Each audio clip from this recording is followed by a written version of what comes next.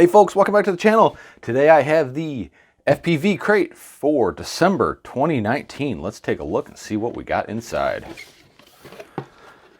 As we're accustomed to, we have our thank you card with a little bit of information in there. There's a coupon for a $10 off the 3-inch limited edition box. I'm assuming they didn't sell them all out like they said they would. So, hey, if you want 10 bucks off, here's a coupon code for it. Enjoy. Some pretty interesting looking stickers. These are pretty cool looking. That's interesting looking quad there. Kind of looks like something out of like Alien. Pretty cool. And right off the top, we have 3 sets of the R42 props. These are in a orange color. Pretty nice looking props. I've heard good things about these, and I'm glad I got them. I'm kind of running low on props, especially acro props.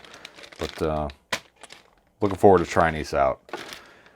All right, and then we have a box of hardware here. So we've got a capacitor, some steel screws, more screws, some standoffs. These are about 28 millimeter standoffs, M3, of course. Some foam landing feet, a XT60 pre-soldered up with some 12 gauge wire. Man, that is some herky freaking wire. Jeez, that is some thick stuff. Pretty long too. This is about, let's say about 6 inches. Pretty heavy duty XT60. Some nylon 3mm standoffs. I really don't like nylon because they break. The screws are fine, but the standoffs typically fail. And then some rubber O-rings here, probably for flight controller vibration isolation. We have a custom lipo bag. That's what it looks like anyways. A few moments later. Yep, custom lipo bag. It's kind of like your regular run-of-the-mill lipo bag. Has the FPV Crate logo on it from GetFPV. Nothing really special about these. I've seen some tests on lipo bags actually catching on fire. You know, like how well they work when lipos go off. Yeah, I wouldn't trust them. But, oh well, they're kind of cool. And I think this is kind of the centerpiece of this entire box is the Yima frame from T-Motor. I assume that's what it looks like, but we'll go ahead and take a look at it. Can always use a nice racing frame. And this one looks, well, I don't know what it looks like. It looks interesting. Take a look at it in the box here. All right, so we have lots of stickers, some instructions on how to assemble it, battery mat, a circular polarized antenna holder. Looks like it'd fit like a full-size Axie antenna. Battery strap, some lipos, a turtle mode fin, a bunch of miscellaneous screws. Ooh, this is kind of cool. I figured it would just be like a nylon canopy, but this feels like polycarbonate. It is pretty cool looking. That's a really cool looking canopy. I like that. I think it's kind of sharp looking. Let's see. Here is the sandwich plates. They look pretty good. They have some press-in nuts. 2.5 mil. 2.5 mil. It's only about a mil. Plates, 1.5 mil. Arms all look like they're identical and all the same length, so it's not like a hybrid frame. They're really nice. They're chamfered, which is always a plus. 5 mil, so they are some pretty thick arms.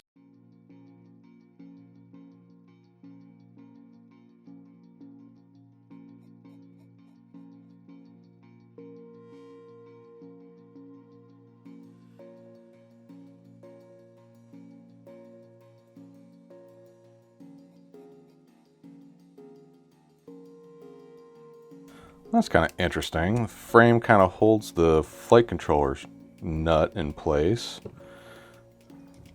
So I just kind of want to install this all loose. Interesting.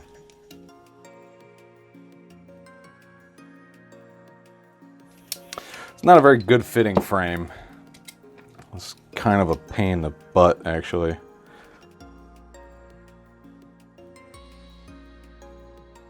I mean, I know what they were going for, and it would work, but man, these dimensions have to be freaking spot on, and they just are not. Maybe it's me. I don't know. I mean, this is just a sample size of one.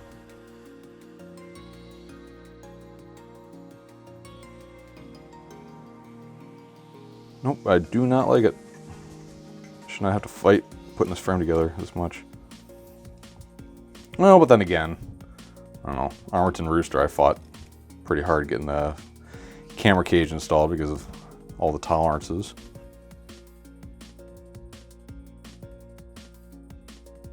Not feeling it, folks. Not feeling it at all. So there's the base plate. And then I guess there's an equipment board. I'm not really sure what exactly that means. Maybe that's where you're supposed to put your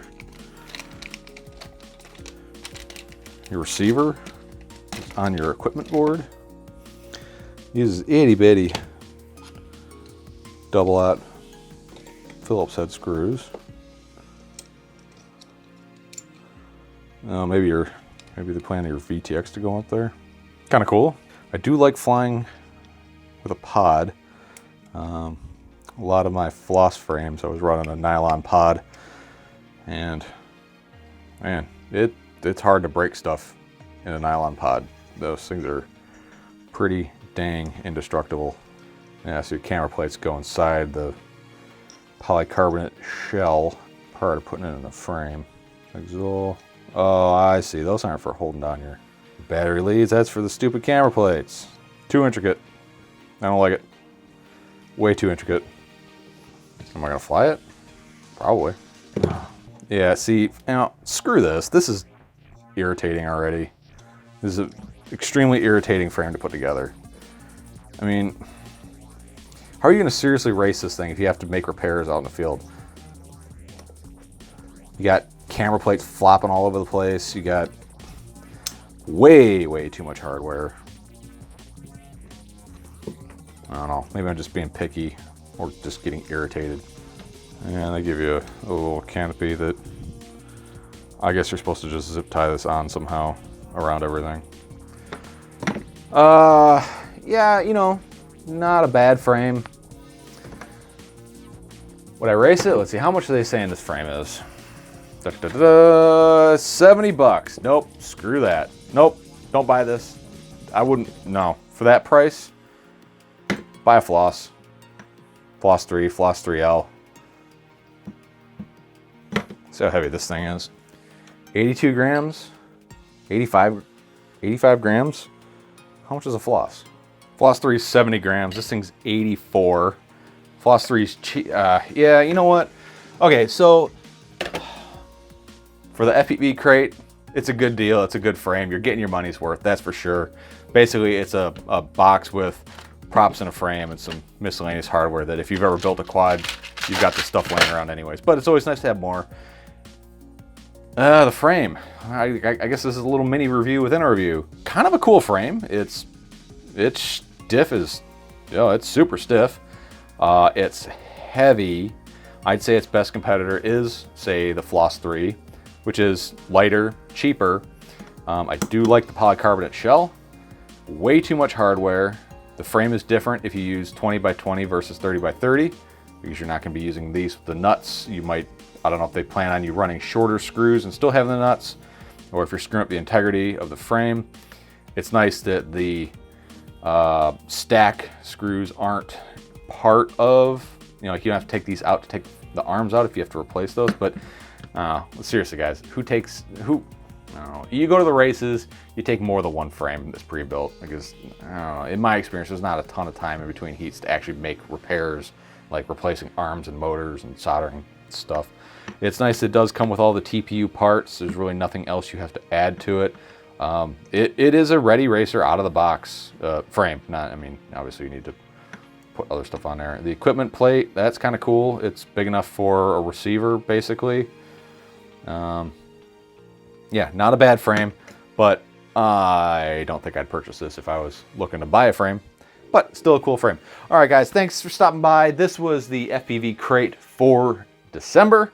Again, you definitely get your money's worth, especially if these are true. LiPo bag, I don't really care. Hardware pack, that's kind of cool. Stickers, I don't know why you put a value on us. That's just advertisement. $70 frame and 10 bucks worth of props. So as far as I'm concerned, this is a $80 value for 50 bucks. Not bad. Okay, thanks for stopping by. Thanks for checking us out. If you want to help me out, please like, subscribe. Check out my Patreon. In the links below, I do monthly giveaways. I don't have a whole lot of patrons, so your chances are pretty darn good. All right, guys, thanks for stopping by, and I will see you next time. Bye.